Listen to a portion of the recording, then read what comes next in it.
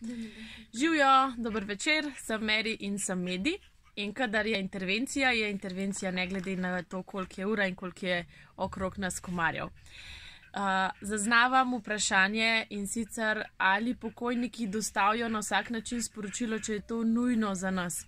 Ja, pokojniki dostavijo na kakršenkoli način, kadar je nujna intervencija, jaz temu pravim, kadar je sporočilo nujno pomembno za nas, zato da se naše življenje spremeni na bolje, zato da se lahko morda izognemo kakšni kočljivi situaciji, kakšni zadevi ali nesreči, ki nam preti.